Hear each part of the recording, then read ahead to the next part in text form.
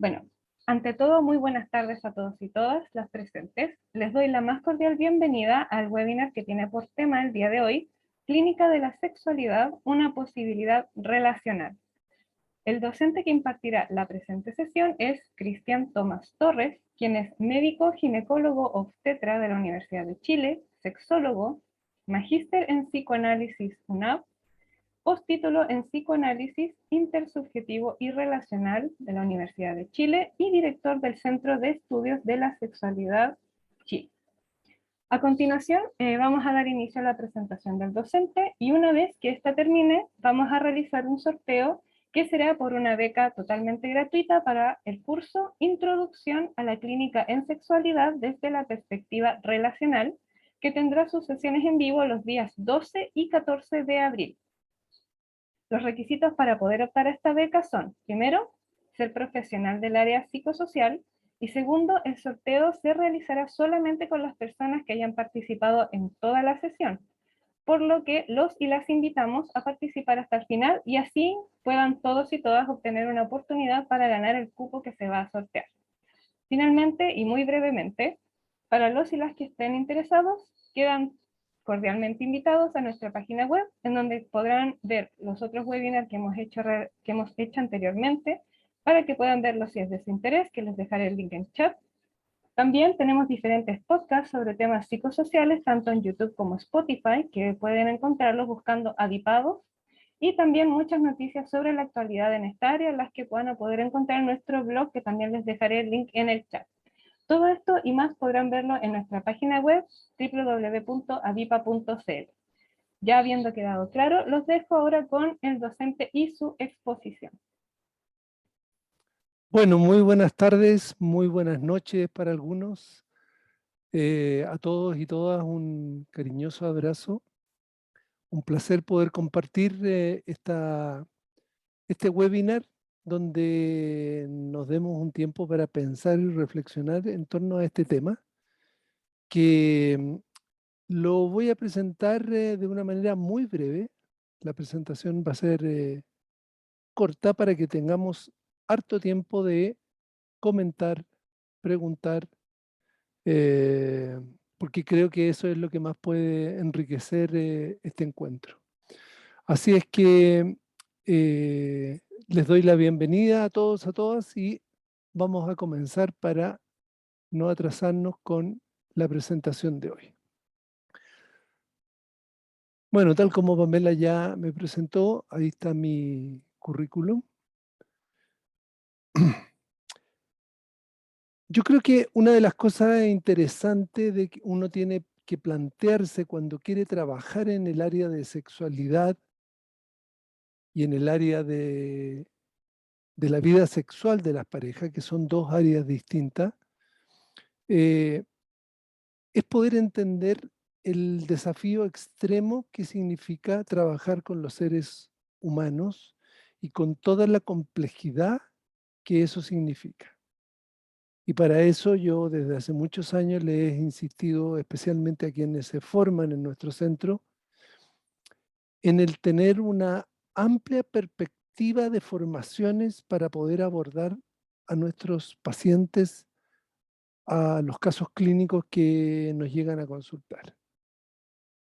Y hoy en día voy a enfatizarles algunos de ellos, como es lo que está más en boga, la teoría de regulación del afecto, la teoría polivagal, evidentemente la teoría de apego, desde donde yo me muevo bastante, las teorías del self, todo lo que tenga que ver con desarrollo evolutivo, los modelos relacionales, principalmente que son mi mirada desde el psicoanálisis relacional, y por supuesto todo aquello que involucre la sexualidad en general, como es la mitología, la fisiología, la anatomía, endocrinología, teología, en fin, todo aquello que nos ayude a tener un lente lo más amplio posible para poder entender al ser humano.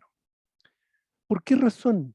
Porque estamos viviendo momentos y una época que es tremendamente compleja y distinta a las otras épocas.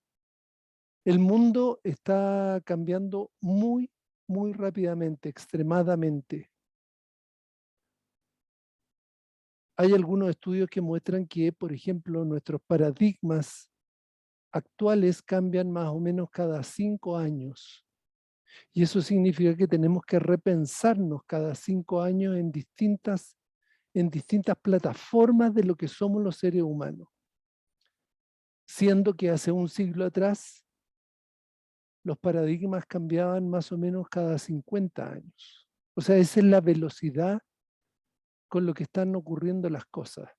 En otras palabras, podríamos decir que de aquí a en 5 años más no sabemos a ciencia cierta en qué vamos a estar. Y por lo tanto nos vamos a encontrar permanentemente con la complejidad, con la diversidad y con la deconstrucción de todo aquello que conocíamos hasta ahora. Y en estos 3 pilares tenemos que de alguna manera afirmarnos. Esta imagen que ustedes están viendo allí, que no es que esté mala, sino que es así oscura a propósito,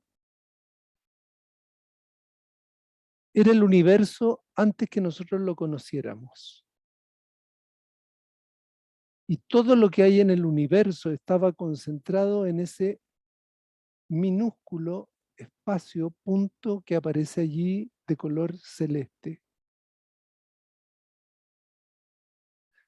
Y entonces nos es difícil poder entender qué había antes y qué fue lo que originó que ese punto se comenzara a expandir para formar todo el universo. Y esa es la maravilla de poder entender lo que ha ido ocurriendo a través de la evolución y lo que nos ha ido ocurriendo a nosotros como humanos. Lo que sí es interesante para nosotros en la práctica clínica es entender que la evolución tiene leyes por las cuales se rige todo el universo y que esta información desde hace más o menos 14.000 millones de años ha sido siempre la misma. Sin embargo, hace unos 4.000 millones de años surgió algo completamente distinto a lo que conocemos en el resto del universo. Evidentemente no conocemos nada del universo, pero hasta lo que conocemos. Apareció algo distinto. Y eso distinto que se reveló es lo que llamamos vida. Vida. Y la vida trae una consigna, un frame. Si quieres permanecer igual, debes cambiar todo el tiempo. A diferencia de lo que ocurría desde hace 14.000 millones de años en el universo, donde todo transcurría igual. Aquí se cambia un poco el parámetro y entonces la vida nos dice, si quieres permanecer igual, debes cambiar todo el tiempo. Y la homeostasis, y ya voy a explicar algo de ella, es el intento por quedarse siempre igual. Pero quedarse siempre igual no significa ni paralizarse, ni estatizarse, ni congelarse, ni hacer un freeze. No. Significa que la evolución para poder mantener la vida necesita de la homeostasis. Y ya vamos a ver cómo lo vamos a aplicar al modelo clínico. Por lo tanto, lo que este caballero Charles Darwin hace algo más de 100 años entonces nos anticipaba es que la vida es un sistema que consume energía y está produciendo todo el tiempo información y que al mismo tiempo va aprendiendo de la información del universo. Eso es lo que llamamos adaptación en términos simples. Y lo que Charles Darwin nos dice, y que es interesante para nosotros, es que los seres humanos, a diferencia de lo que piensan las religiones, por ejemplo, somos exactamente iguales a otros seres vivos. No hay diferencia. y que por lo tanto nosotros los seres humanos también estamos en una lucha permanente de sobrevivencia y de adaptarnos. Y ya sabemos que han habido 5 grandes extinciones a lo largo de la historia de la Tierra y probablemente estamos entrando en la 6ª, si es que no hacemos algo distinto. Entonces la primera premisa es que los seres humanos somos iguales a todos los seres vivos. La segunda gran premisa que también nos ayuda a trabajar en clínica es que los seres humanos estamos siendo, no somos. Estamos siendo todo el tiempo. Es muy dinámico, pero tendemos, no es el momento de analizar las razones, pero tendemos a verlo todo en términos de estratos, de estructuras, de clúster, de formas inamovibles de funcionamientos, cuando en verdad esto es muy dinámico. Yo no soy el mismo que cuando tenía 5 años o cuando tenía 1 año, y espero no ser el mismo en 1 año más o en 2 años más, a pesar de que hay algo mío que se mantiene, pero estoy cambiando. De la misma manera, podemos entender entonces la mirada errónea con respecto a las identidades y con respecto a las orientaciones sexuales, por ejemplo, que siempre se han pensado de manera muy estática, fijas. Y hoy en día sabemos muy bien que son muy dinámicas y que son muy adaptativas a las necesidades de cada individuo. Esas 2 premisas son las que me interesa que recuerden hoy día. Hace unos 10 o 12.000 años, los seres humanos hicimos, porque los cazadores recolectores que estaban en aquella época sobre la Tierra eran ya Homo sapiens, exactamente igual a nosotros. No es que esos fueran animales cavernarios y nosotros no. No, son exactamente iguales a nosotros, con menos ropa, con más pelo, cazando de una manera muy cruenta, tratando de sobrevivir a un ambiente tremendamente hostil, pero son exactamente iguales a nosotros. Solo que ellos hicieron un cambio radical que nos afecta hasta el día de hoy. Ellos cambiaron su forma de funcionamiento nómade, siguiendo los climas, iban hacia un lado y hacia otro, en grupos pequeños, cazando y recolectando para poder sobrevivir, y de pronto descubrieron, inventaron, da lo mismo, se encontraron con la agricultura, y a partir de ese momento los seres humanos nos hemos dedicado a la alimentación y sobre todo por miles de años a mantenernos alerta junto al trigo, que ha sido y fue la gran fuente de alimentación y que nos cambió completamente. Cambiamos el paraíso, si lo pudiésemos llamar así, por una cárcel que se llama vida civilizada.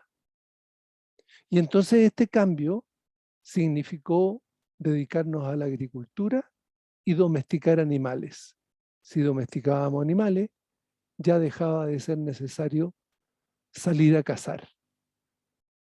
Pero esto que parece una anécdota implica hacer cambios en nosotros los seres humanos muy radicales.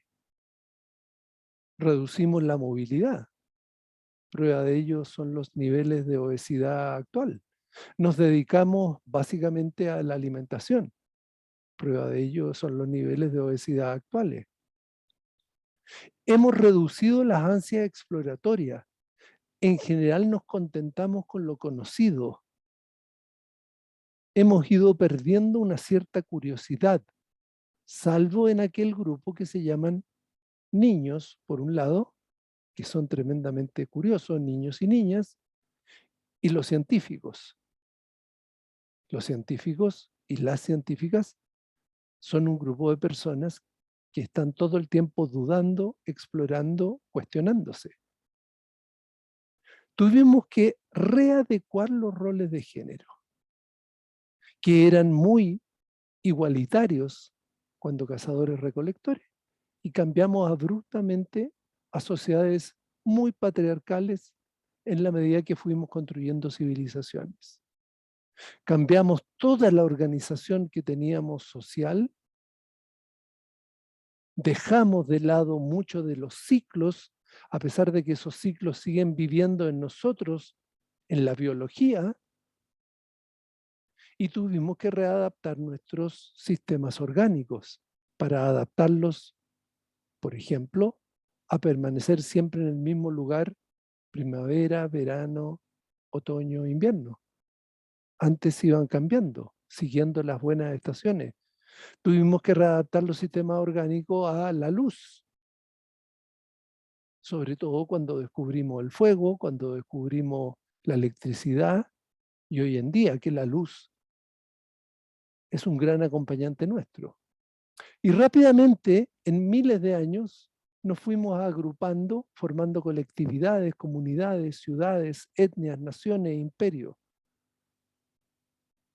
Y nos fuimos acomodando a este nuevo estilo de vida. Ahí está Catalhuyuk, que es una ciudad que tiene alrededor de 8.000 años y que es la gran primera ciudad que conocemos donde agrupaba alrededor de 3.000 personas. Lo que nos interesa en términos de lo que vamos a hablar hoy día es que esos vestigios de los cazadores recolectores siguen viviendo en nosotros. Esos estratos neurológicos de millones de años no han desaparecido. Están vivos, están tremendamente vivos y activos en cada uno de nosotros.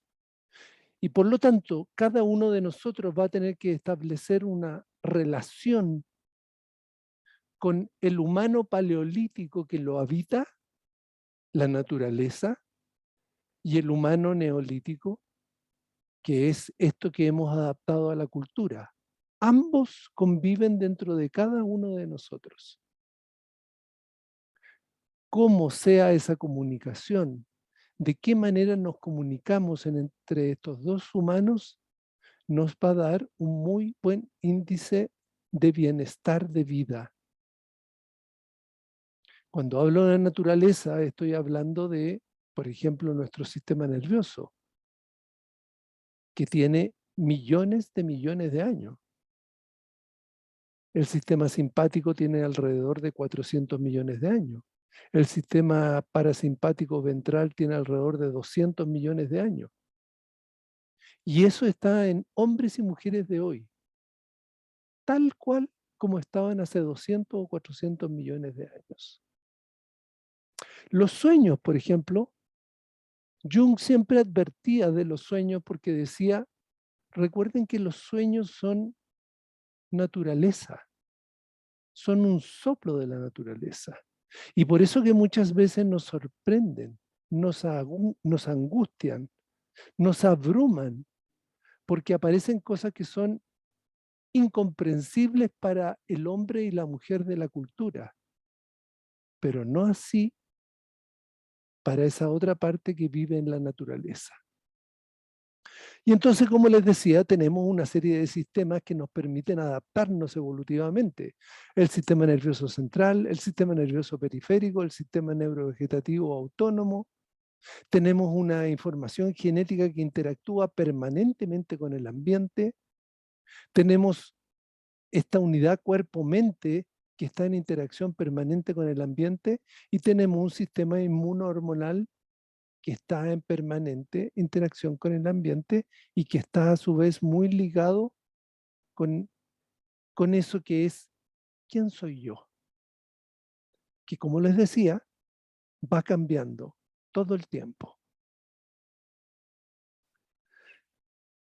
Probablemente el sistema o uno de los sistemas más importantes para poder adaptarnos es la homeostasis, que fue descubierta por Claude Bernard en el 1800, ¿cierto? Y que tienen que ver con el conjunto de fenómenos de autorregulación que conducen al mantenimiento de una relativa constancia en el organismo. Es decir, el organismo siempre trata de mantener ciertas variables constantes. Eso es lo que produce entonces que ese organismo esté tranquilo, seguro. Para eso, todos los organismos tienen alostasis. ¿Qué significa alostasis? La necesidad a la que se ve forzado un organismo para cambiar dinámicamente sus puntos de adaptación con el fin de mantener la homeostasis. Pensémoslo ahora desde el punto de vista de nosotros los humanos y de lo que nos interesa, la sexualidad, que es el tema de hoy. Vamos a hacer muchas cosas para mantener la homeostasis. Algunas de ellas pueden verse de manera disfuncional y vamos a tener que hacer mucha alostasis para poder mantener esa homeostasis. Las personas más rígidas, es decir, que tienen menos posibilidad de alostasis, van a perder con mucho más frecuencia su homeostasis.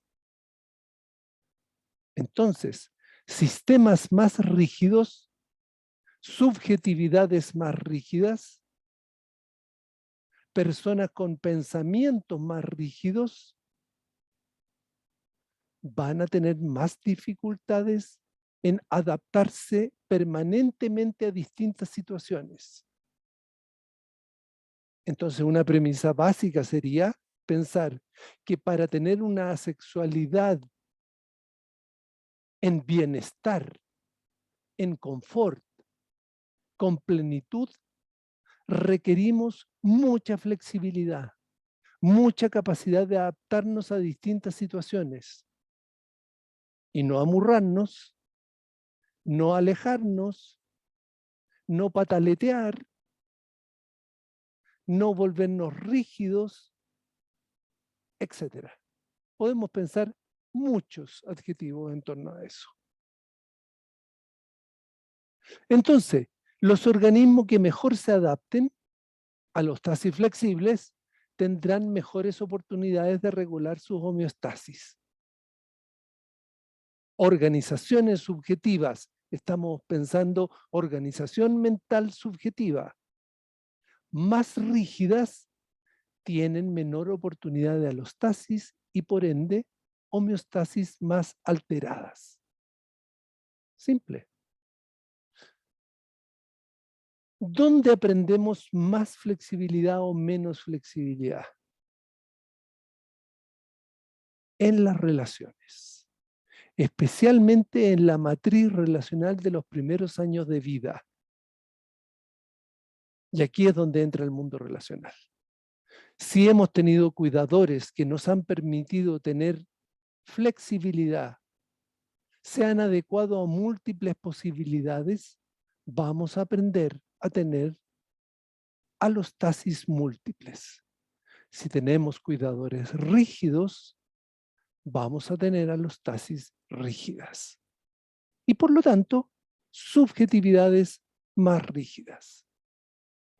Entonces, dado que los seres humanos, especialmente las crías humanas, se desregulan permanentemente, eso es lo que llamamos desregulaciones del afecto, no del cariño, del afecto, que es lo que después vamos a llamar emociones. Esas desregulaciones del afecto en las crías humanas son permanentes. La organización subjetiva, entonces, es un logro del desarrollo.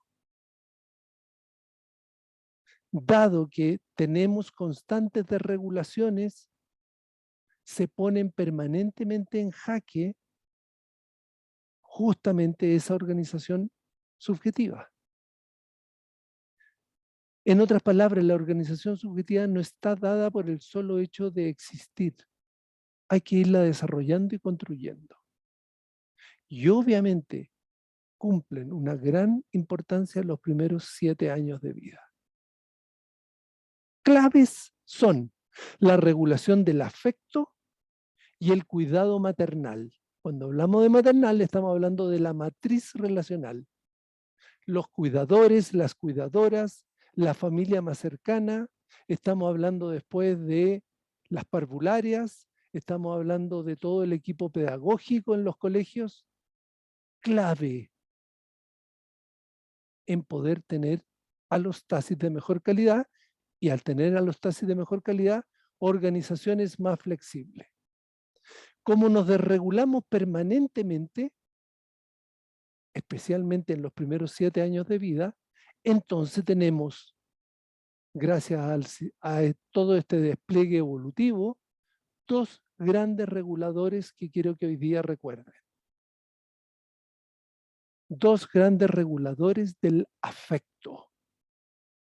El sistema de apego y la mentalización con su función reflexiva. Esos son los 2 grandes reguladores que disponemos. ¿Para qué?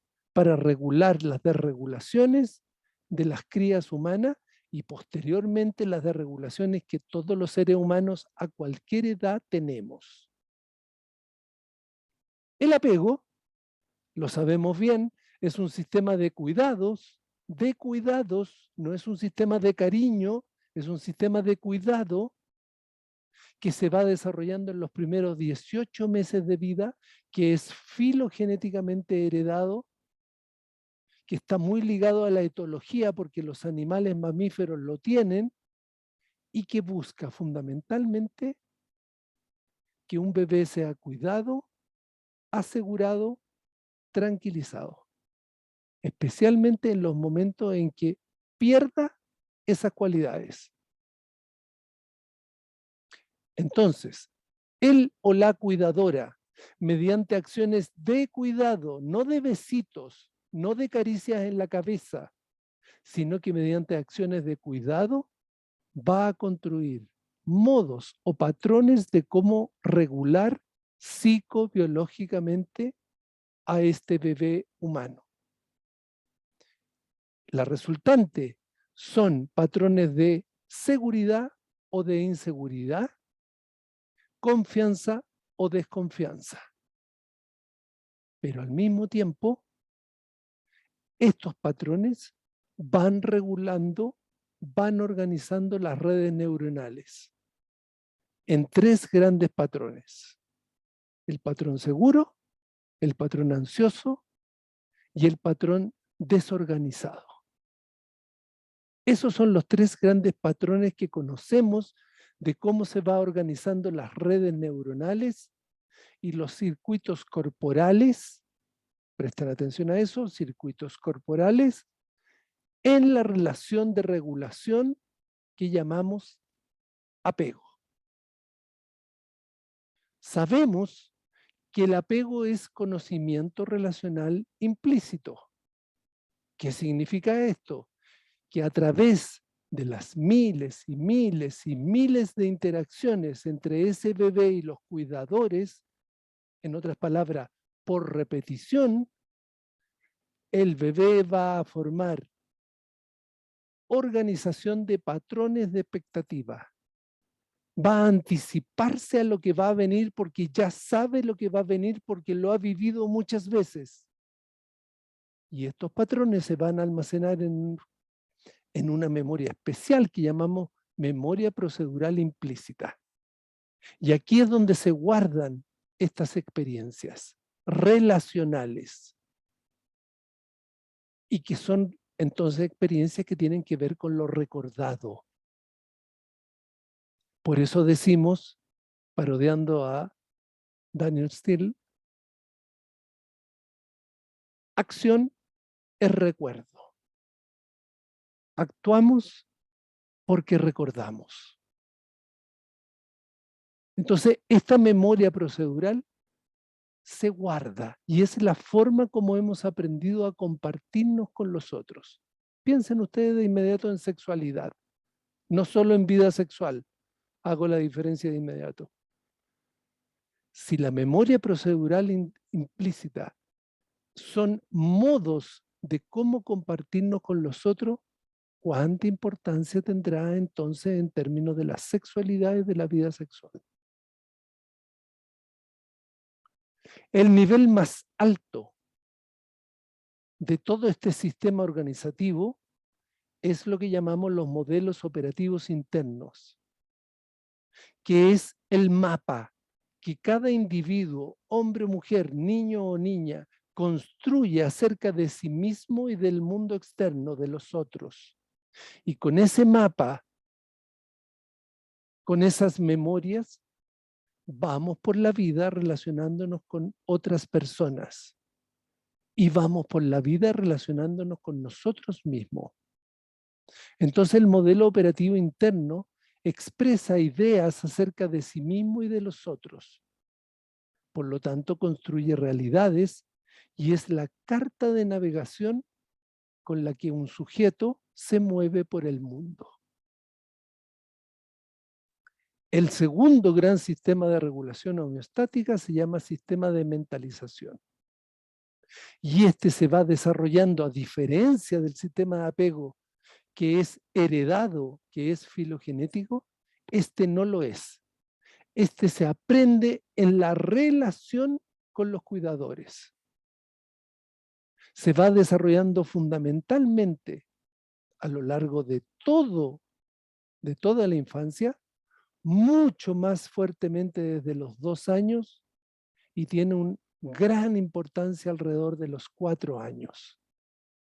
Y esto queda guardado como formas en las cuales podemos pensar a los otros, anticiparnos a los otros, atribuirles significado e intenciones a las acciones, a la conducta de los otros, porque tienen que ver con cómo me atribuyeron intenciones y significados a mis conductas. Es de ida y vuelta. Lo aprendí porque me lo hicieron así, así lo uso yo. Ambos sistemas, apego y mentalización, se engranan. Se engranan porque la experiencia de cuidado dada durante el apego va íntimamente relacionada con el cómo ese bebé se siente mentalizado por el cuidador o la cuidadora. Es decir, los cuidadores con sus propios sistemas de apego tienen formas particulares de mentalizar, de pensar en el otro. Y por lo tanto, al mismo tiempo, de cómo ese bebé va a ser regulado en sus desregulaciones, dada la enorme altricialidad secundaria que tiene la cría humana, que es la inmadurez con la cual nacemos. Por eso que hoy día pensamos que la gestación, en vez de ser 9 meses intrauterina, nos ocupa por lo menos 18 meses. 9 meses dentro del vientre de la madre, viene el parto, pero el bebé no está terminado y va a requerir al menos 9 meses más afuera para poder tener un mínimo de competencia para relacionarse con el mundo externo. 18 meses de gestación. Entonces es clave los sistemas de regulación. Miles de veces un bebé se va a desregular, miles de veces la persona que esté en el lugar que llamamos madre va a tener que regularlo. Aquí madre no alude a un género en particular. Madre no es la mamá. Madre puede ser el papá, puede ser la abuela, puede ser un hermano mayor, puede ser una infinidad de personas. Lo interesante es que en el apego es el bebé quien elige quién es esa persona tan especial. Sin embargo, hay todo un conjunto de personas que van a estar regulando al bebé. Miles de veces se desregula, miles de veces hay que regularlo. Ese conjunto de regulaciones las podemos agrupar en 5 áreas: fisiología, cuerpo, afecto, emociones, afectividad y sensualidad y erotismo. Estas son las 5 áreas. Y estas 5 áreas son las que componen, a nuestra manera de ver en el SECH, la sexualidad.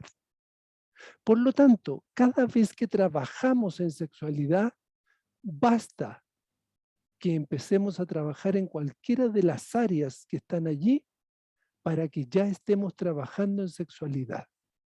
Si trabajamos regulando la fisiología de una persona, por ejemplo, cómo come, cómo duerme, cómo se baña, cuántas veces al baño va a orinar, etcétera, etcétera, muchos parámetros de fisiología, estamos trabajando con la sexualidad.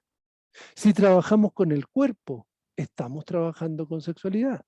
Si estamos trabajando en el plano de las emociones, estamos trabajando con sexualidad. Si trabajamos en la afectividad, por supuesto que estamos trabajando en sexualidad. Y además, todo lo que tiene que ver con el plano sensual y erótico. Erótico aquí está puesto en términos de vincularse con otro, del Eros, el dios Eros, que es el dios del vínculo. No es el dios de andarse empelotando, ni el dios de mostrarse en Baby Doll o en Colalé. No, eso no es Eros. Eros es el dios del vínculo, que con sus flechas vinculaba a una persona con otra. Vínculo. Entonces, estos sistemas de regulación sabemos que no son 100% eficientes. En otras palabras, no puede haber nadie, ningún cuidador, hombre o mujer, que regule 100% las necesidades de un bebé. No existe. Hoy día sabemos por la investigación de infantes que requerimos a lo menos un 30% de coordinaciones. Un 30% para tener un apego seguro. Por lo tanto, nos queda un margen de 70% que no se coordina. Ese 70% que no se coordina, los seres humanos lo manejamos produciendo ansiedad. Y esa ansiedad la vamos a canalizar. ¿De qué manera? De múltiples maneras. Y ahí les he puesto algunas de ellas. A través de disfunciones sexuales, a través de trastornos conductuales, a través de las parafilias, del consumo problemático de sustancias, de trastorno alimentario, fetichismo, violencia intrafamiliar, trastorno obsesivo, conductas de... Una infinidad de formas de canalizar las ansiedades, que como les explico, es la resultante de sistemas de crianza que no lograron a lo menos un 30% de coordinación y con el resto que no se coordinó el 70%, si además el cuidador no reparó la descoordinación, va a terminar probablemente haciendo alguno de estos síntomas o alguno de estos trastornos. Porque la ansiedad busca salida por algún lado. Porque la ansiedad, si se queda dentro del organismo, vamos a la homeostasia, colapsa el sistema homeostásico. Y eso implica muerte. Entonces el organismo se encarga de buscarle una salida. Lo que sabemos al mismo tiempo es que entre más grandes sean las fallas regulatorias, mayores dificultades vamos a encontrar en el ámbito sexual propiamente tal, vida sexual y en la identidad de los individuos. Y hoy día encontramos un match súper estrecho entre trastornos de identidad o organizaciones patológicas de la identidad y al mismo tiempo patologías sexuales, patologías de la sexualidad, orientaciones, diversidades, etc. Entonces la subjetividad tiene una base genética, tiene un ambiente intrauterino que es insoslayable y que influye muchísimo, y esta organización subjetiva va a estar al mismo tiempo influida por el ambiente de crianza y por los reguladores del afecto, apego y mentalización. De manera que la ansiedad va a buscar canalizarse a través de la identidad y la orientación, y también influido muchísimo por influencias externas sociales. Los sistemas de regulación que ustedes ven aquí, esto que ya les expliqué, ¿cierto? El patrón con el cual un bebé es regulado, es decir, el patrón que utiliza el cuidador en las miles y miles y miles de desregulaciones, si seguimos la flecha azul, se va a internalizar, se va a guardar detrás del ojo derecho, en una parte que se llama corteza órbito frontal derecha, y allí va a estar el comando, el switch, que incluso hoy día algunos lo entienden como una prolongación del sistema límbico, esta área de la corteza órbito frontal.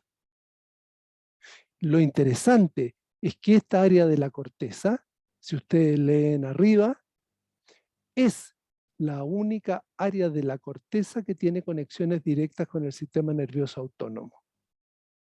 La única.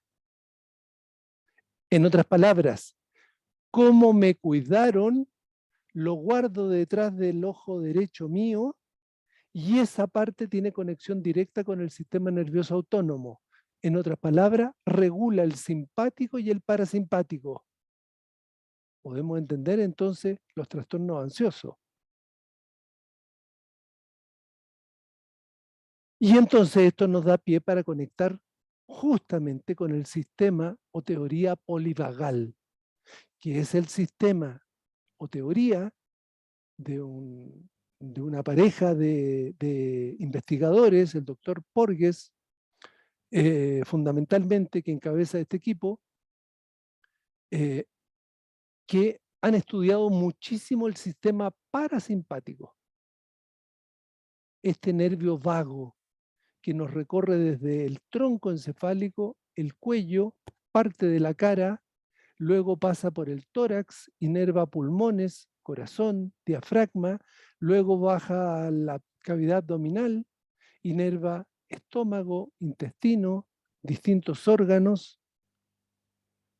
Y lo interesante de este sistema es que hoy día sabemos que el 90% de las fibras de este sistema llevan información de abajo a arriba, y solo un 10% de las fibras llevan información de arriba a abajo, lo cual significa que para el cerebro le es más importante saber qué es lo que ocurre en el corazón, en los pulmones, en el diafragma, en el intestino, en los órganos abdominales, que lo que el cerebro le tiene que decir a estos órganos. Y sabemos al mismo tiempo que está agrupado de 3 maneras.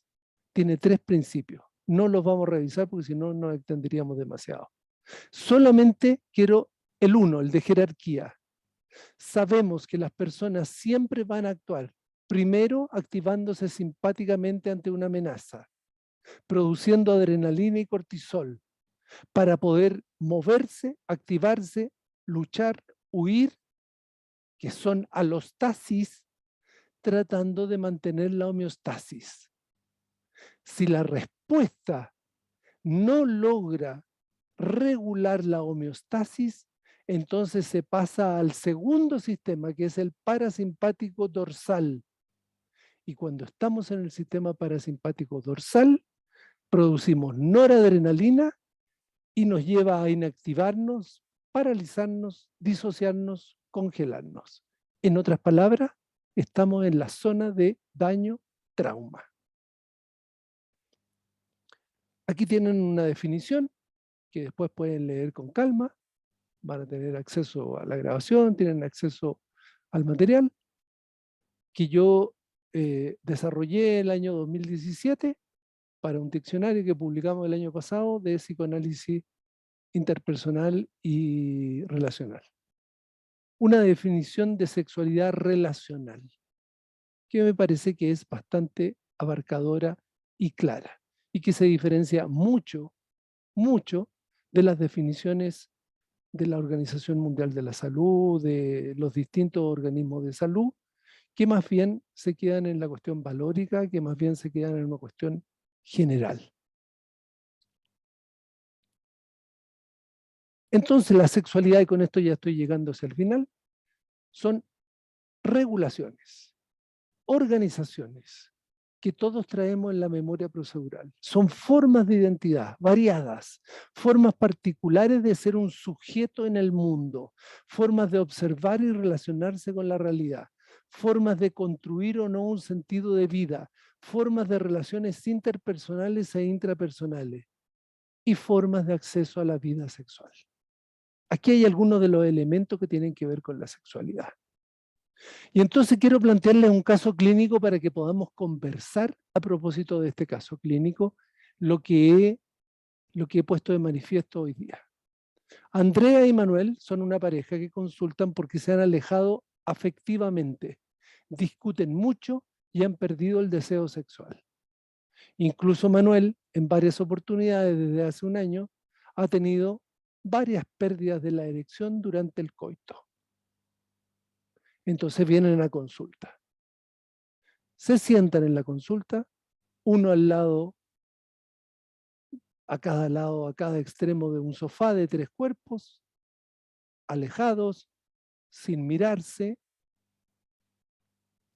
Y luego de los saludos protocolares, Andrea rápidamente toma la palabra, inclinada en el borde del sofá, como lista para emprender una carrera, y dice: no tolero más esta situación, es insoportable, siento que esto no va a ninguna parte, él ya no me quiere, me evita todo el tiempo, no me habla, se encierra en su mundo del trabajo y me ignora. A veces pienso que tiene a otra mujer, porque no me toca, no se fija en mí, me pongo ropa sexy y nada. Estoy aburrida de todo esto. Ni siquiera sé muy bien para qué vine acá. No sé.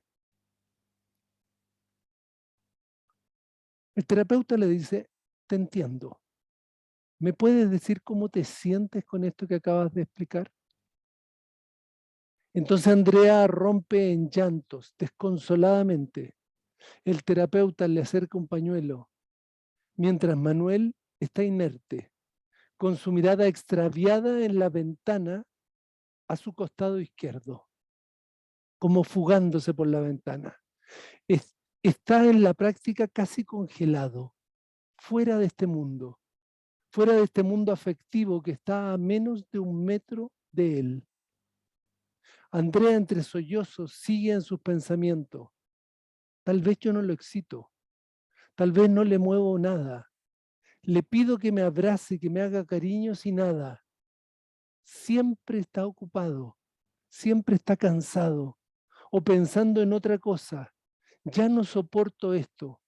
A veces creo que lo odio con todo mi corazón.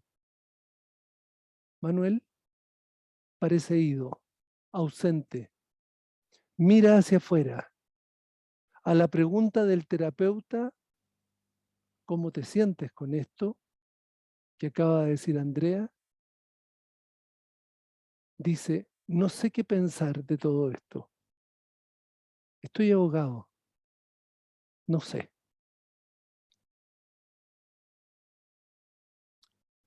Muy bien. Entonces, pensemos en esta escena. ¿Hay regulación o hay desregulación?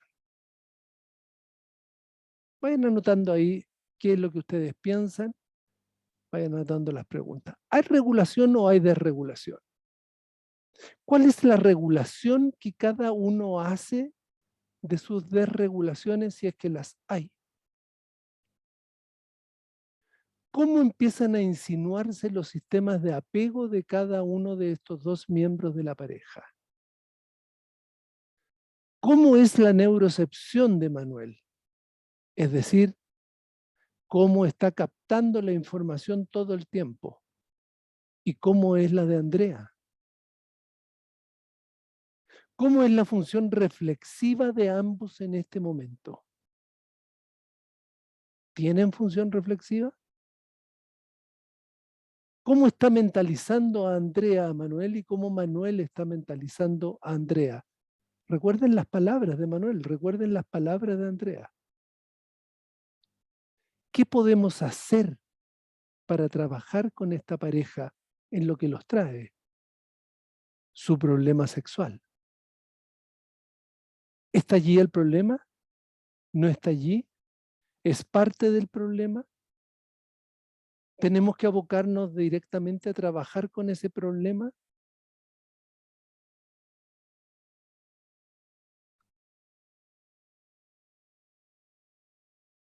Bien.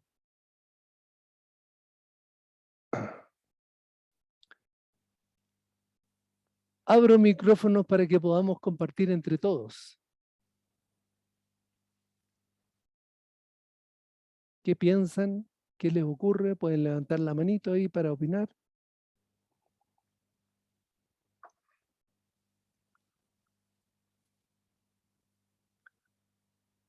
¿Hay regulación en esta pareja? ¿O hay desregulación? ¿Hay homeostasis? ¿Cómo se logra la homeostasis? ¿Cuál es la alostasis que hace Andrea? ¿Cuál es la alostasis que está haciendo Manuel? Pensemos.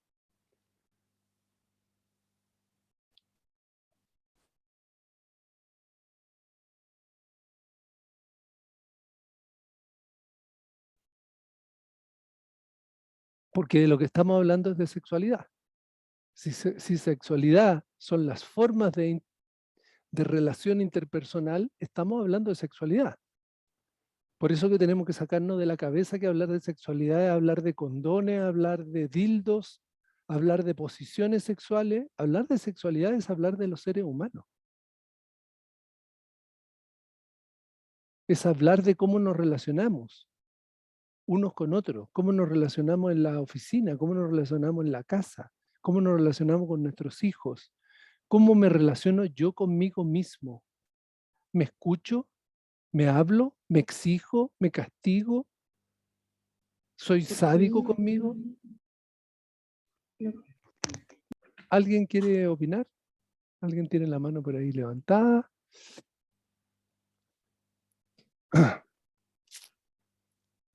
Tenemos ahí una mano. Perfecto. Es de Nicolás. Nicolás.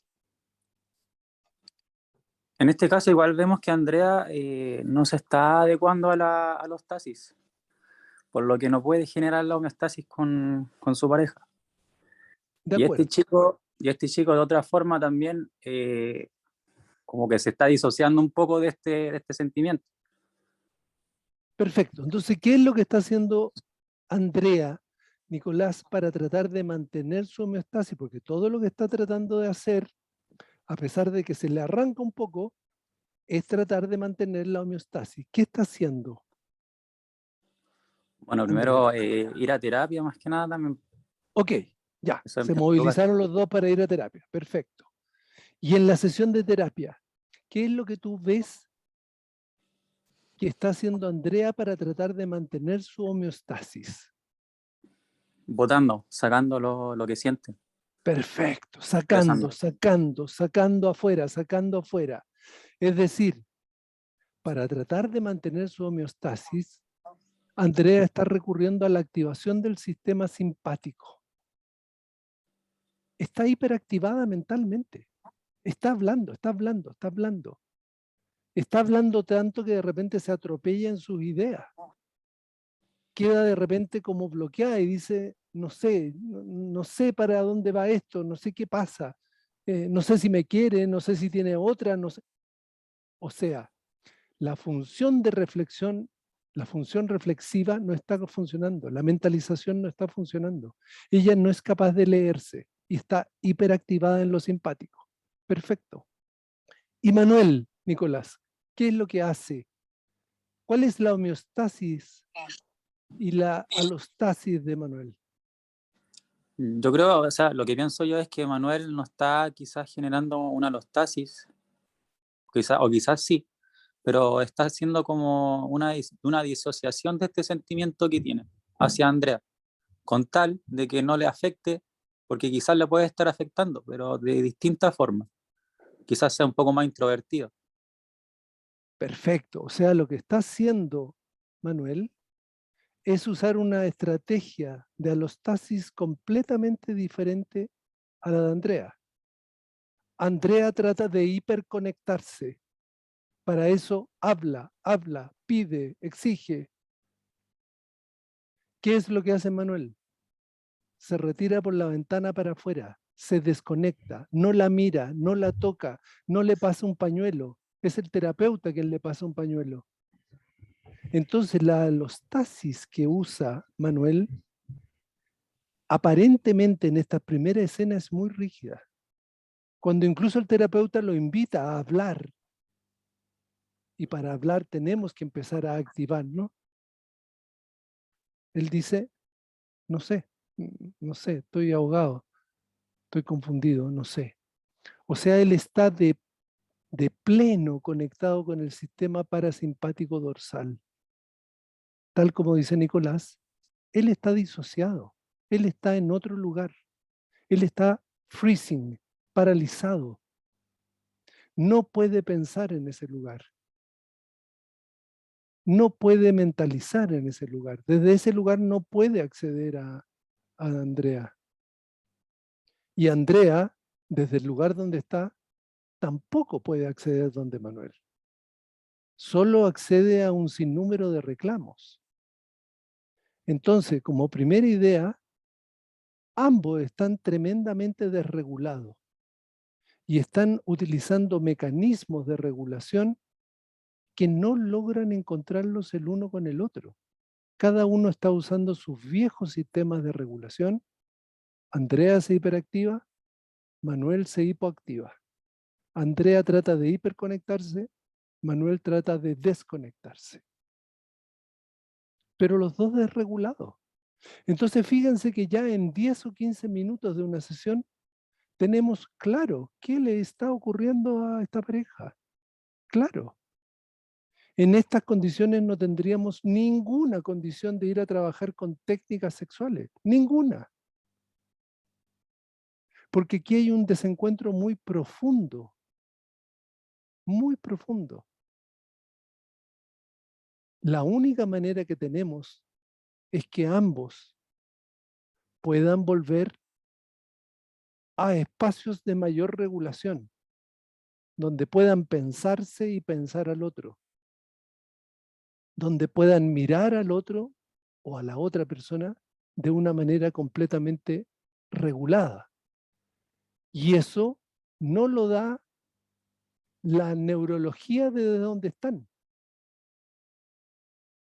Por eso que es importante que nos demos cuenta que estos dos sistemas, simpático y parasimpático, están en nosotros desde hace millones de años. Ya les decía yo que el sistema parasimpático dorsal tiene alrededor de 600 millones de años. El sistema simpático tiene alrededor de 400 millones. Ese es el que está activado en Andrea. Ella no lo sabe. Pero nosotros, que trabajamos en sexualidad, sí tenemos que saberlo. Y sabemos que desde ese lugar no podemos trabajar con Andrea, de ninguna manera. Como tampoco podemos trabajar con Manuel, porque ninguno de los dos está en condiciones de pensar. Si Andrea está en un sistema de activación simpática y Manuel está en un sistema de hipoactivación, es decir, parasimpático dorsal, noradrenalínico, entonces, ¿cómo son los sistemas de apego de Andrea y de Manuel? A ver, ¿qué piensan? ¿Qué sistema de apego aparentemente despliega Andrea con estas primeras interacciones? ¿Y qué sistema de apego despliega Manuel en estas primeras interacciones?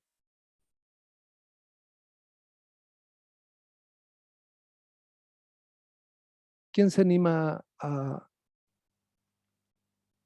dar su opinión? Ella es insegura, dice por ahí alguien. Karen dice, él es evitativo. Otro dice, apego ambivalente ella y evitativo él.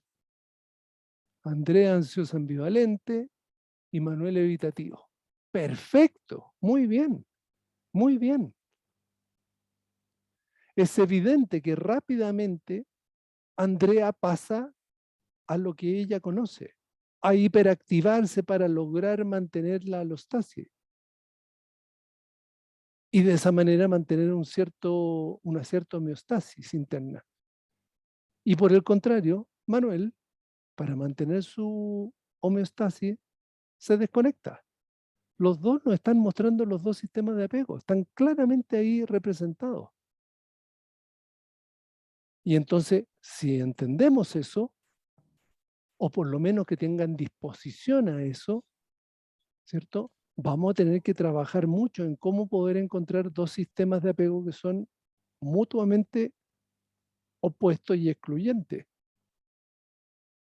Manuel se satura rápidamente con cualquier demanda y Andrea se siente rápidamente ansiosa cuando siente que no le prestan atención. Los dos son mutuamente excluyentes. Entonces, como vemos, están íntimamente relacionados las desregulaciones, los sistemas que están activando al mismo tiempo con el apego. Entonces alguien me dice por acá, Claudia, dice, tendremos que regular hasta que ingresen a una ventana de seguridad. Perfecto. Tarea número 1 de cualquier terapeuta. Regular. Tú no puedes trabajar con un paciente que está desregulado como están estos dos pacientes y que aparentemente no lo parecen tanto, pero están muy desregulados, porque prácticamente nada de lo que hagas va a quedar en ellos. Porque los dos tienen encendidos sus sistemas de alerta, amígdala, y cuando está la amígdala encendida está desconectada la corteza prefrontal y no están pensando. Si no piensas, no vas a recordar de qué se trató esta sesión. Entonces, tal como dice Claudia, muy bien Claudia, vamos a tener que regular, llevarlos a ambos a una ventana de seguridad, una ventana donde podamos activar un tercer sistema que se llama parasimpático ventral, que es el que tenemos los mamíferos y que es el que nos permite acercarnos a otro sin temor, con seguridad, tranquilos. Ninguno de ellos dos lo tiene encendido. Ninguno de los dos está activado. Y por lo tanto van a estar permanentemente así como están sentados en el sillón, en ángulo agudo, separados de ellos. Tenemos que activar los sistemas de seguridad para que ellos puedan empezar a encontrarse y empezar a mirarse de frente y empezar a establecer un diálogo acerca de qué es lo que una persona quiere, qué es lo que otra persona puede ofrecerle. Entonces veamos acá.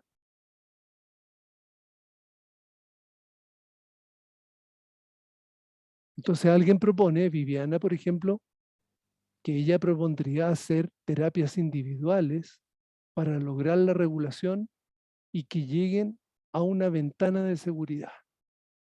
Perfecto, y aquí es donde empiezan, por un lado, las preferencias individuales de cada terapeuta, por otro lado, las habilidades que tenga para manejarse con una pareja conflictiva como esta, las habilidades que tenga para manejar mejor a los dos por separado, hasta lograr que ambos aprendan a relacionarse desde una ventana, tal como dice Viviana, de seguridad, igual como dice Claudia. Es decir, con activación del simpático ventral. Porque si no, de otra manera, no vamos a lograr nada. Tenemos otra pregunta aquí. ¿Cómo es la función reflexiva de ambos en este momento? Y algo hemos ido adelantando, ¿cierto? Si la amígdala está encendida, porque Andrea siente que Manuel es una amenaza porque no la escucha, no la toca, no la ve, no la quiere, tal vez tenga otra amante, o sea, ella está absolutamente encendida con una amenaza. Eso significa que su amígdala está mucho más activa. Si es ambivalente, es probable que la tenga mucho más activa que el resto de la población. Si la amígdala está activa, estamos hablando de la amígdala cerebral, ¿cierto? Si la amígdala cerebral está activa, se desconecta el hipocampo, que es donde tenemos la memoria, y se desconecta los sistemas prefrontales y frontales, que es donde están las funciones ejecutivas. Si no hay función ejecutiva, ¿cómo podemos pedirle que razone? ¿Cómo podemos pedirle que piense? ¿Cómo podemos pedirle, a ver, Andrea, ¿qué crees tú que le está pasando a Manuel?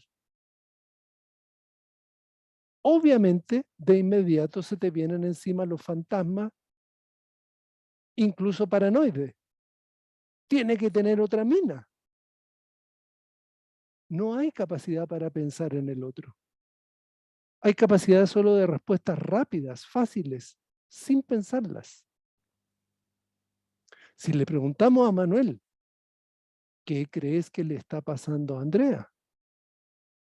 Manuel está en un trauma, está desconectado, está disociado, está en la zona de trauma. ¿Cómo va a pensar desde una zona de trauma? ¿O ustedes le pedirían a una persona que está en una experiencia traumática, ya, pero piensa un poco, razona? Por eso que es muy injusto, tremendamente injusto y tremendamente vulnerante para las personas, especialmente mujeres, que han sufrido abusos, que han sufrido experiencias sexuales traumáticas, que haya gente que diga, pero ¿cómo no se te ocurrió arrancar o decir algo? Como si en ese momento la corteza te estuviese funcionando.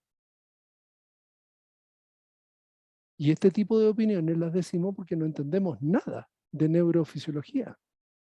Entonces tenemos que entender que Manuel está en un pozo traumático, probablemente debido a experiencias de su historia que no las conocemos en esta anamnesis. Pero él recurre rápidamente a la desconexión y desde ese lugar no tiene posibilidades de conectarse con Andrea. Ninguno de los dos está en capacidad de mentalizar, de preguntarse por sí mismo y por el otro.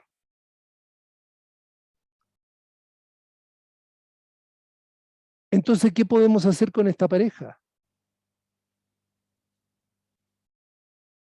Y ya les decía, aquí es donde vienen las preferencias individuales de cada terapeuta, la experticia que tenga, el manejo que tenga en distintas situaciones.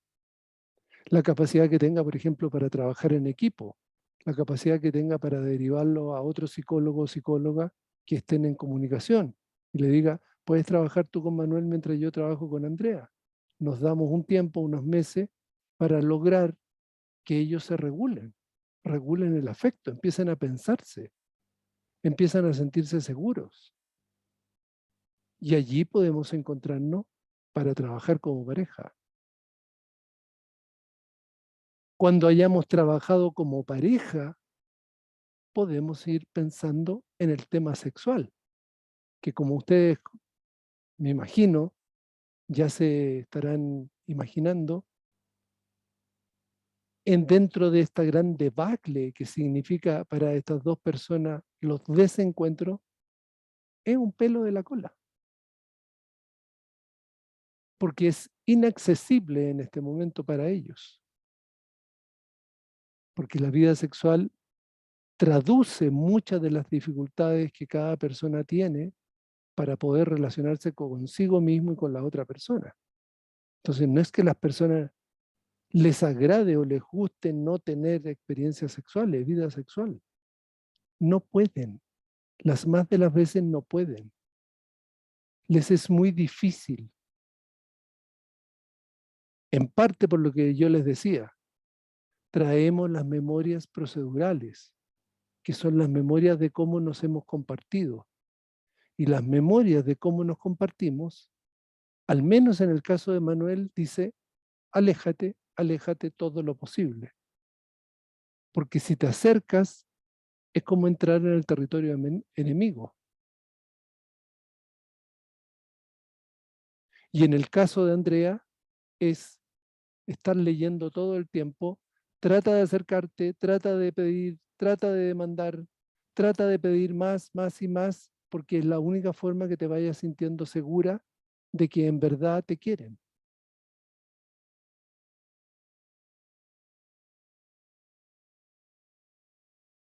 Bien, ahí tenemos un acercamiento rápido a lo que es este caso, aplicando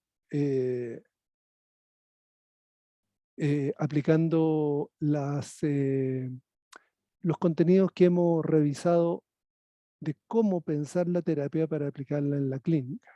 ¿Qué cosas debemos fijarnos? Y yo diría que fundamentalmente, siempre, como terapeutas, tenemos que primero lograr un sistema de seguridad. Eso es lo básico, lo primero. Si ustedes me permiten, déjenme.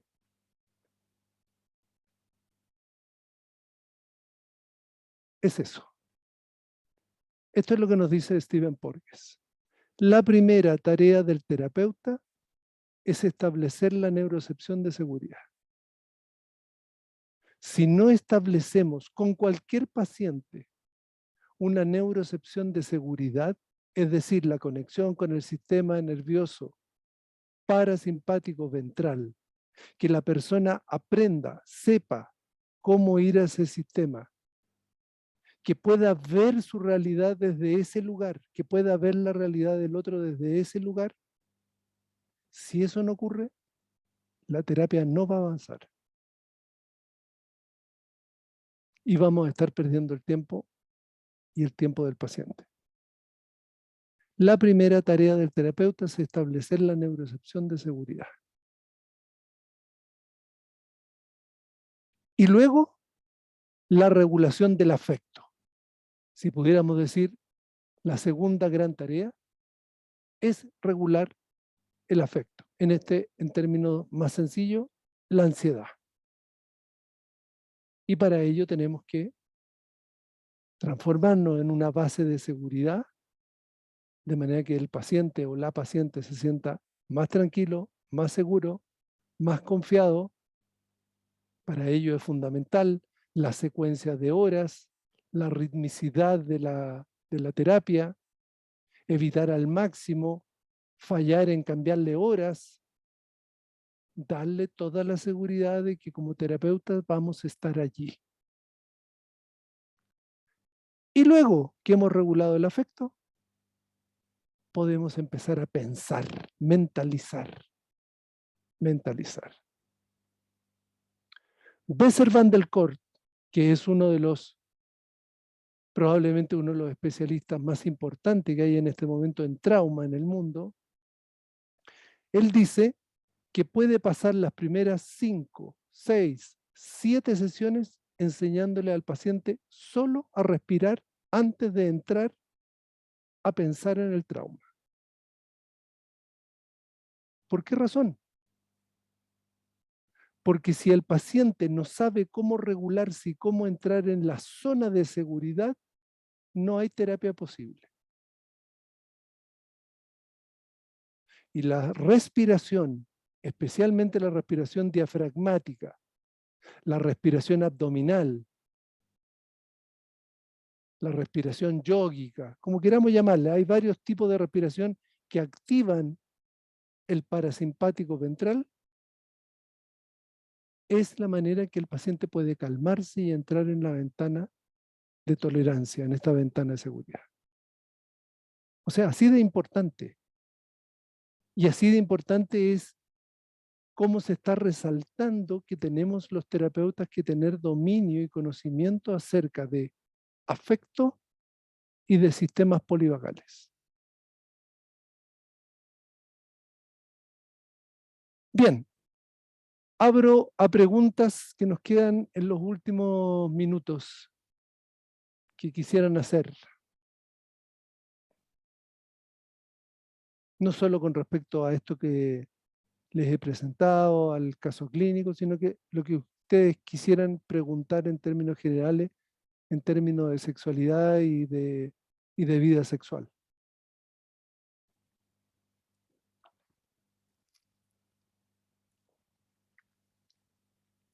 Tenemos una pregunta de Consu.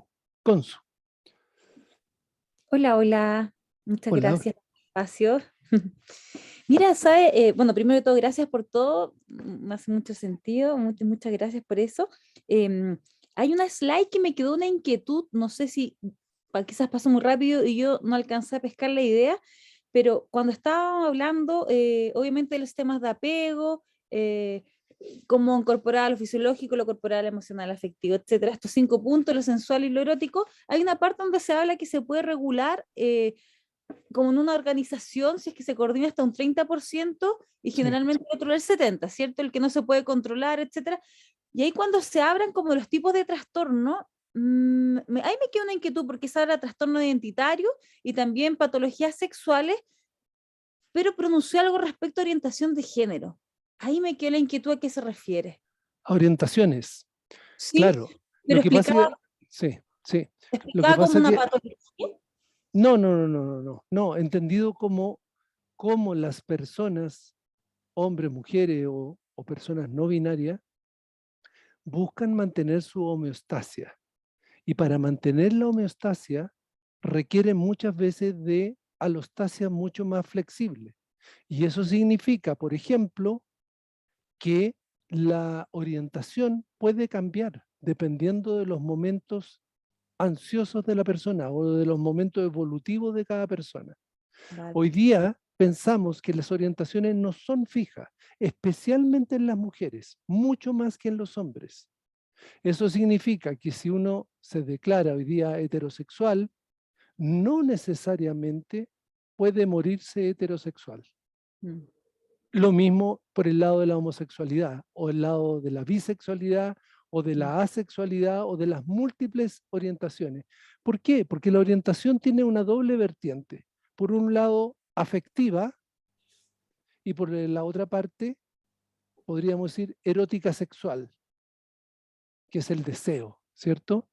Bueno, si efectivamente una persona, por ejemplo, la expresión erótica sexual, el intercambio erótico sexual, que es el intercambio de cuerpos, que es el intercambio de fluidos, que es el intercambio de acciones, está tremendamente entorpecida por situaciones ansiosas, no puede, perfectamente puede cargarse sobre la vertiente afectiva y, por ejemplo, decir, yo soy asexual, pero sí logro mantener relaciones afectivas con mis parejas.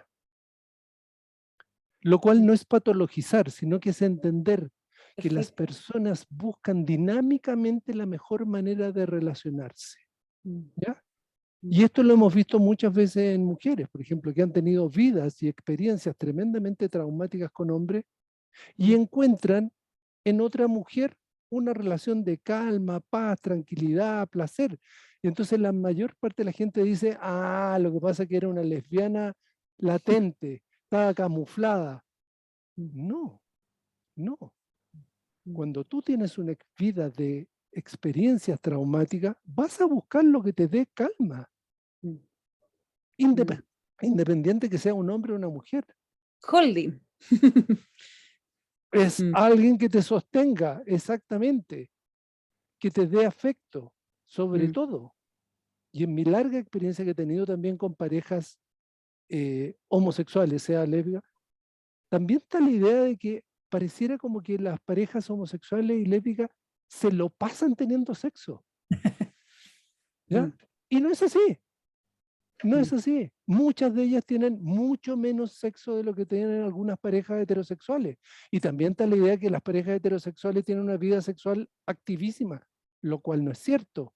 Y muchos estudios muestran que cada vez es menor la frecuencia sexual en las parejas si uno las compara, por ejemplo, con los años 50 o 70. Entonces, por eso digo, esto es muy dinámico. Y hoy en día que vivimos en una sociedad muy ansiosa, muy cargada de trabajo, muy cargada de poco tiempo, obviamente que tu vida sexual probablemente se va a ver reducida en términos de frecuencia sexual. ¿Sí? Es dinámico con lo que está pasando. Entonces, como idea general, Consu, orientaciones flexibles. Y de la misma manera, lo que pareciera inamovible es el núcleo de identidad sexual. Dentro de la identidad. ¿Qué soy? ¿Hombre o mujer? O no soy ni hombre ni mujer. ¿De acuerdo? Eso no cambia. Pero sí puede cambiar mi identidad, que está formada de múltiples otras formas, donde puedo incorporar que soy homosexual o bisexual, donde puedo incorporar que soy médico, que soy esto, que soy lo otro, y eso dinámicamente puede ir cambiando. Y lo mismo la orientación. Por eso que hoy día las sexualidades son diversas y muy complejas. No son un botón de, ¿eres hetero o eres homo? No es una cuestión dual. Yo diría que es como es un abanico de colores. Y las personas se desplazan por ese abanico de colores. Disculpe, ¿puedo hacerle una última contrapregunta? Y con esto ya bajo Sí. la mano para ceder el espacio. Entendiendo todo esto que explica y que comparte, y por supuesto de lo que el estudio está antecediendo, ¿qué opinión tiene respecto de las terapias como de conversión? Que si bien sabemos que la católica, por ejemplo, hasta hace un par de años, aún la hacía y patologizaba como la homosexualidad, ¿qué opinión tiene como del sustento fisiológico, etcétera? No, yo no la sostengo, creo que no tienen ningún sustento, salvo un sustento ideológico de lo que es normal y de lo que es anormal. Creo que lo que tenemos que trabajar los terapeutas es en ayudarle a los pacientes a manejar a veces las ansiedades que son desbordantes, que son aniquilantes, que es otra cosa, y que cada paciente, cada sujeto va a ir encontrando dentro de ese trabajo la mejor forma de presentarse ante el mundo. Ese es nuestro foco, la ansiedad, trabajar con eso, ayudarle a tener buenas organizaciones. No si la persona es homo, es hetero, es bi, es poliamorosa, no es poliamorosa. No es un tema nuestro cuestionar eso. Nuestro tema es facilitar que las personas se desplieguen en el mundo de una manera mucho más satisfactoria, coherente, saludable, podríamos incluso decir. ¿Alguien más? A ver, ¿qué dice acá?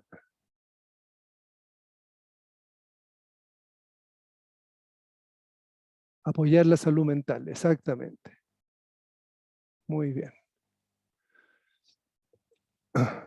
Sí, hoy día todo el tema de las orientaciones y la identidad es un tema que no tenemos todas las respuestas, sin duda, no tenemos para nada. Sabemos que es un complejo sistema de interacciones, donde entenderlo todo como masculino y femenino, de nuevo entrar en la misma dualidad de hombre o mujer. Sabemos que hay una serie de estados intersexuales que involucran cambios endocrinos, que involucran cambios comportamentales. Sabemos al mismo tiempo que la masculinidad y la feminidad se entrecruzan en algunos comportamientos androgíneos. En fin, que es una serie de sistemas que se va desarrollando. De hecho, se sabe que la identidad está compuesta por, según lo que aporta especialmente Money, 7 sistemas. Para mí son 9 sistemas, pero da lo mismo.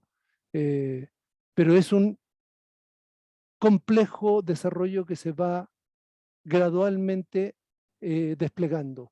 Desde una identidad genética, que todos la tenemos, una identidad gonadal, que todos la tenemos, y esa identidad gonadal que tiene una gran responsabilidad en el ambiente intrauterino hormonal, que es muy determinante hoy día, muy determinante, especialmente en los trabajos que hay de transexualidad, por ejemplo, en donde efectivamente se comprueba que el ambiente intrauterino es claramente muy activo en cambiar, en quelar, en oxidar, en producir una serie de cambios a niveles de locus genético que pueden estar traduciéndose en transexualidades, que los cerebros al menos algunas partes de los cerebros de los transexuales hombre, masculino, que pasaron de mujer a hombre, son más similares a un hombre heterosexual que a una mujer, y por lo tanto es coherente con que el ambiente intrauterino ejerció una función muy importante. Lo mismo el transexual femenino. Tiene un cerebro mucho más cercano a la mujer que a un hombre. Entonces hay una serie de elementos que hemos podido ir a incorporar desde las neurociencias, los avances en bioquímica, en genética, y en la misma forma de ver a nuestros pacientes, que nos ayudan a ir entendiendo cómo se desarrollan las identidades. Y hay más o menos 7 a 9 identidades distintas que subyacen en cada uno de nosotros.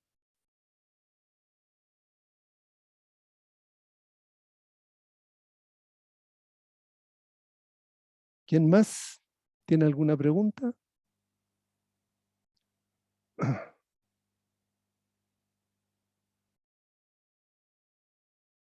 Alguien acá pregunta, denme un segundo.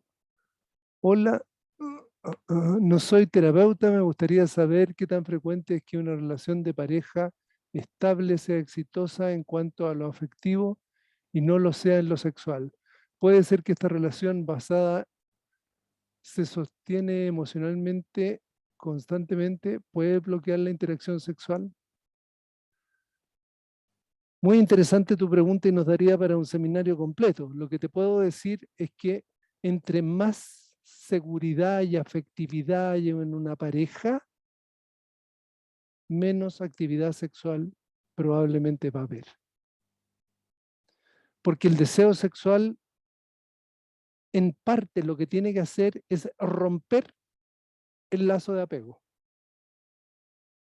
Tiene que provocar algo de inseguridad. Tiene que haber algo de inseguridad para que se active el deseo. El deseo tiene un componente biológico que es tener lo que no tengo.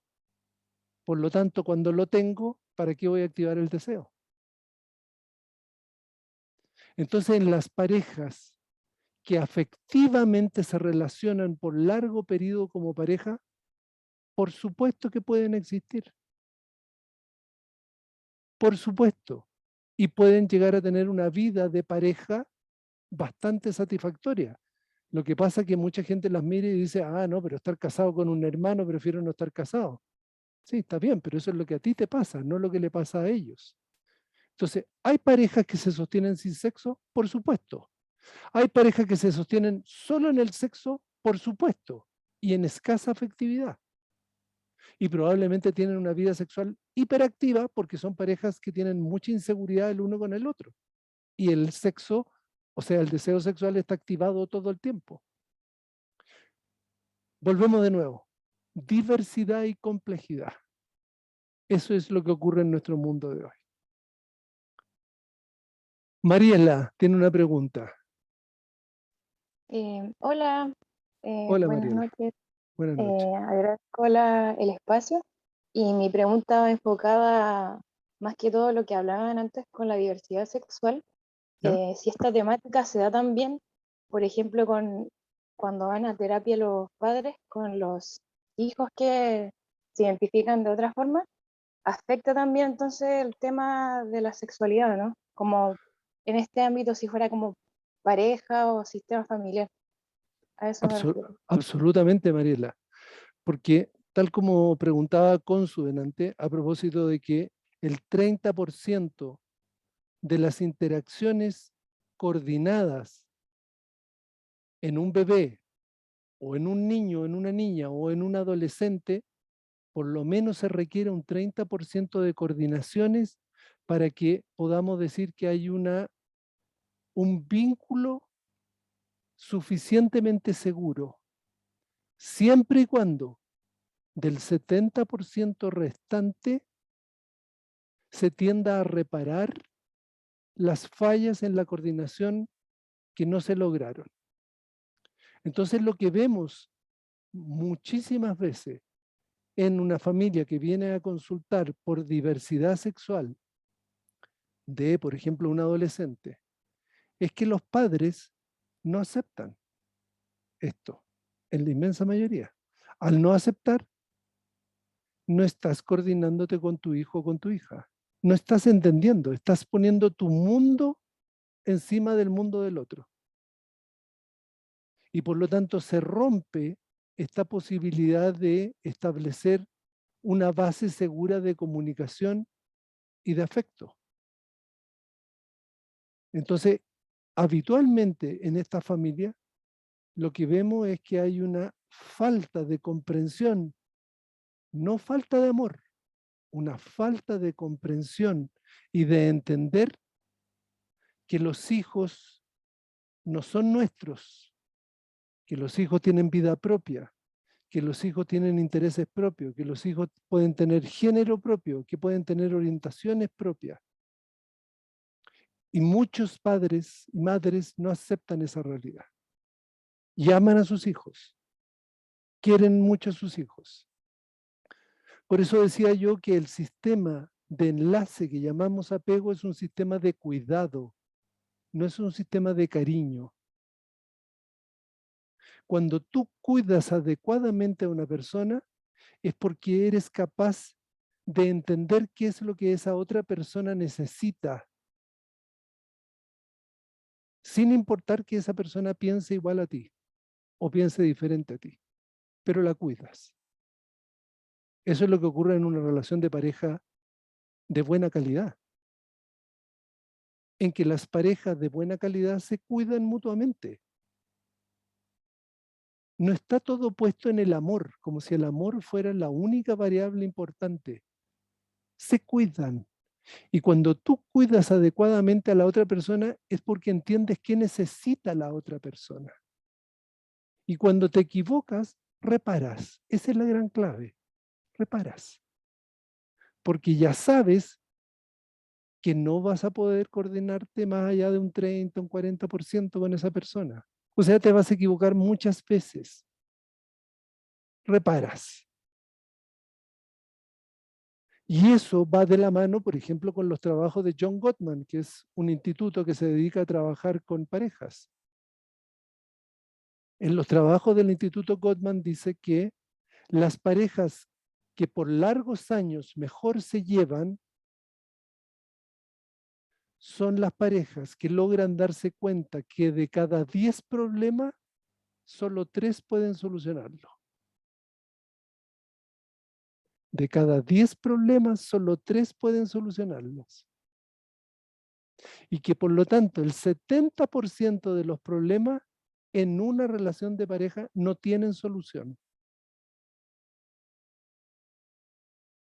Con lo cual echan por tierra esta idea de que para tener una pareja uno tiene que encontrar la gota de agua, el alma gemela. O sea, pensar igual, que les gusten las mismas cosas, que hagan las mismas cosas. No. Son dos mundos distintos que se encuentran dentro de una relación de mucha afectividad, más una serie de otras cosas que ocurren. Entonces, ¿qué hacen las parejas inteligentes? No insisten en lo que no tiene solución. Simple. Porque lo que se trata es de que perdure el vínculo. Y por lo tanto hay que cuidar el vínculo. No solo a la persona, hay que cuidar el vínculo. Entonces, efectivamente, cuando un padre o una madre trata de imponer su modo de ver las cosas a un hijo, especialmente a un adolescente, que es donde aparece con mayor fuerza todos los problemas de identidad sexual, de género, etc., lo que está haciendo es anularlo, imponerle. Con lo cual rompe el vínculo, no cuida ni al hijo ni al vínculo. No cuida ni al vínculo ni al hijo. Y eso es parte de lo que también tenemos que trabajar cuando ocurren ese tipo de cosas. Explicar, psicoeducar, hacer entender, y a veces se logra y a veces no se logra. Construir redes de apoyo, que ese adolescente no esté solo, etcétera, etcétera. Y por eso que muchos de estos adolescentes pueden terminar en suicidio o en autolesiones. Obvio, porque se quedan solos. Los vínculos más importantes cuando somos niños y adolescentes son nuestros padres. Si nuestros padres rompen el vínculo, nos quedamos solos.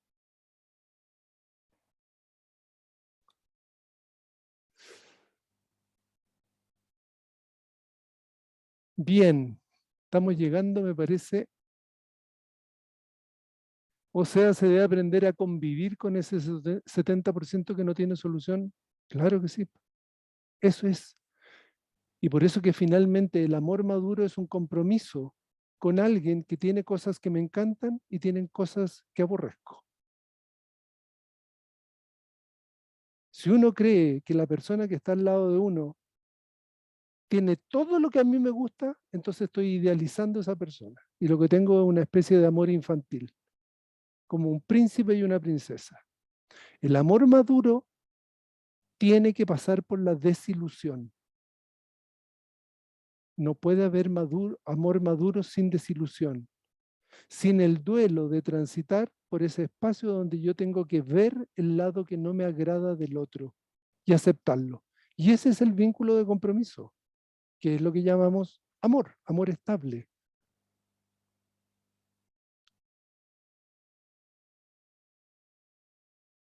¿Nos podría sugerir bibliografía para trabajar con padres y para activar el deseo de pareja?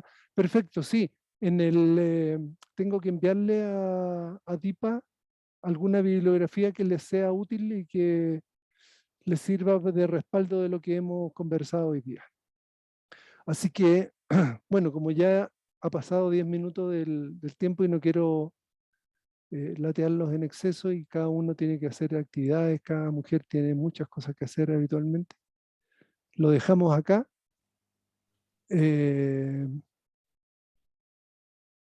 Claudia, gracias Claudia. Bueno, agradecido que bueno. Me alegro que les haya servido por lo menos para en esta hora y media repensar algunas ideas. Los invito al curso que vamos a hacer en ADIPA, que es un martes y un jueves de 6 a 10 de la noche, el 12 y el 14 de abril. Los invito también a todos nuestros cursos que siempre estamos haciendo, pero lo importante es tener instancias donde nos podamos formar, pensar, reflexionar, compartir entre todos. Así que un abrazo cariñoso a todos, a todas. Muchas gracias por haber compartido este ratito en la tarde-noche. Que estén muy bien. Muchas gracias, Cristian. Ahora vamos a pasar al rápido sorteo para no quitarles más tiempo. Y vamos a ver. ¿Se ve, cierto? Me avisan si es que se ve. Por favor. Sí, está ¿Sí? perfecto. ¿Todo bien? Ya. Entonces vamos a comenzar. Tenemos 233 personas que se inscribieron para este webinar y ahora vamos a dar comienzo y partimos. La primera persona es Juliana Isaza Saucedo. ¿Está presente?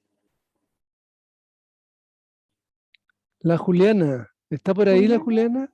Eso, Juliana Isaza Saucedo. ¿Está presente? Juliana, Juliana. ¿está por ahí? ¿Activas el micrófono?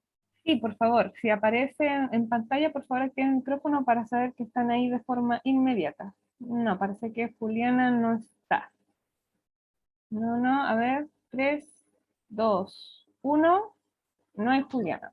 No está Juliana. Muy No bien. está Juliana. Pasamos al siguiente entonces, vamos a reemplazar. Está ausente. Y vamos al siguiente. La siguiente persona es Bárbara Pérez. ¿Está presente? Ah, pensé que era Bárbara, no, es otra Bárbara la que me habló por chat. Bárbara Pérez, ¿está presente? A la one, a la two. No, No hay Bárbara, parece. no hay Bárbara. Seguimos. La siguiente persona es Carmen Gloria Merino Meyer. ¿Está presente? Carmen Gloria Merino Meyer. Se salió antes de tiempo. No. Carmen Gloria. 3, 2, 1 y no. Siguiente. Esperemos que no se alargue mucho. Pero la Carmen Gloria estaba, fíjate. ¿Estaba o no? Estaba, pero no activó nunca el No, micrófono. ya. Está en la lista presente ahí. Está Ah, conectada. Bueno, seguimos a la otra. bueno, sí, es que si no abro el micrófono Sí. no la podemos esperar, no creo que sea justo. Ya, seguimos.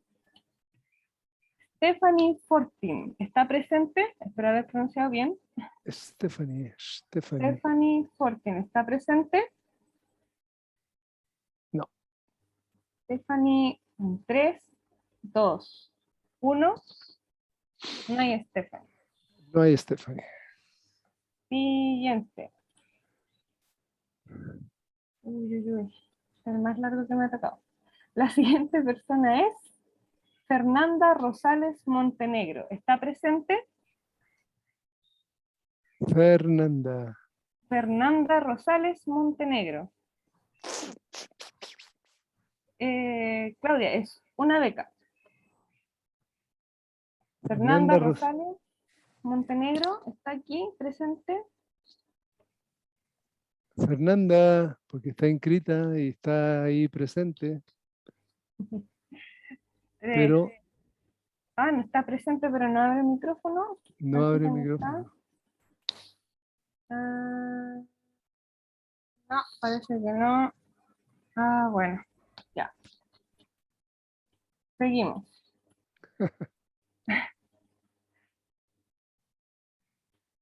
Soledad Inostroza Campos. ¿Está presente? Soledad Inostroza. ¿Está presente? Está el perrito. Soledad. Claro. No. No. No. Ya. Sí, No. es por eso. Sí, su No. sonido está viendo, pero no tengo cómo eliminar, lamentablemente, la gente que no está presente. Así que vamos a tener que andar acá. Vamos a entrar más, Vayamos más rápido entonces. más emocionante. Eso. Magdalena Valdés. ¿Está presente? No. Magdalena, ¿no? No. No. Ya. Avanzamos un poquito más rápido entonces. Tiene que salir alguien, tiene que salir alguien. Sebastián Duarte, ¿está presente? Sebastián Duarte. No. 3, 2, 1, al agua. Al agua.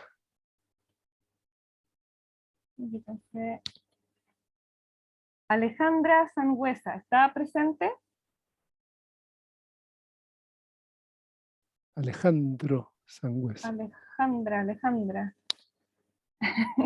Alejandro o Alejandro. Alejandra Sangüesa. 3, 2, 1, al agua. Eso. Tengan por favor ahí el micrófono listo para abrir si aparece ese nombre. Bastián Córdoba. Bastián, ¿estás por ahí? Bastián Córdoba, ¿está presente? No. Está, pero no está. Ay, pero ¿cómo? Ha Está, pero pasado no mucha está. gente. Sí. Ya, Bastián, 3, 2, 1. Ya. Al agua también. Uy, es porque llegó menos gente de la que se inscribió a participar. Sí, Uf, pero habían 80 personas. claro. Alex Fernando Valdivia Albornoz, ¿está presente? No. Alex. No. Ay, parece que tampoco está. Ya. Vamos a contar hasta 3, 2, 1. No. Está. No está. Ahí vamos de nuevo. Siguiente. Hugo Vira, ¿está presente? No. Hugo Vira, ¿no? No. Ah, vamos a pasar más rápido porque ya... Solange Castellano.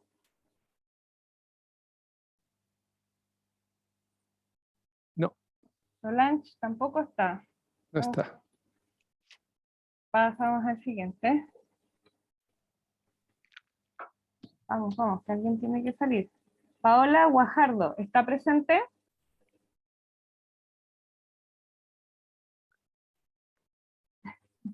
No. Paola, ¿no? No hay ninguna Paola.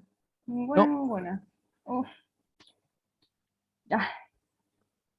Volvemos. Vamos, que tiene que salir alguien. La verdad es que sí, parece que vamos a tener que tirarla de nuevo. Si ya la siguiente no sale. Jocelyn Ulloa, ¿está presente? No. Casi, sí. Hay otra Jocelyn, no era Ulloa. Pero no era ella.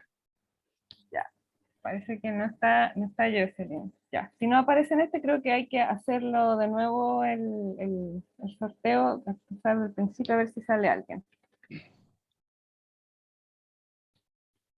Jorge Hernández. No. Tampoco. No. Uf. Ya. A lo mejor nadie lo quiere hacer conmigo. Puede ser eso. Está Pues, todo escondido.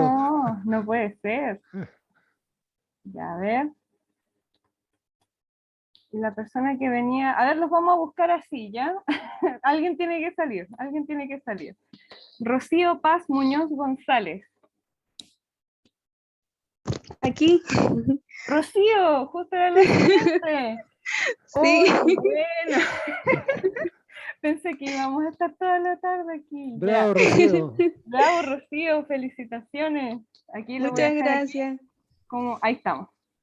Perfecto, Rocío Paz. Ahí Bueno, está. felicitaciones. Nos Rocío veremos Paz. entonces. Así está, tenemos ganador por fin. Ya, Rocío, tenemos todos tus datos, así que se van a comunicar con usted la vendedora, así que no hay ningún problema, ahí la van a contactar, ¿ya? Ya, muchas gracias. Y Nada, nos vemos. ahí estamos. Ya, así que por fin, ahí estamos. Muy Entonces, bien. muchas gracias por la participación de todos, muchas gracias a ti, Cristian, también por De el nada, seminario. gracias. Y espero que todos tengan una muy buena noche y el resto de semana también que sea muy bueno para todos. Que descansen y muchas gracias también de nuevo por su participación. Que descansen. Gracias. Gracias. Chao, descansen. Gracias. Chao.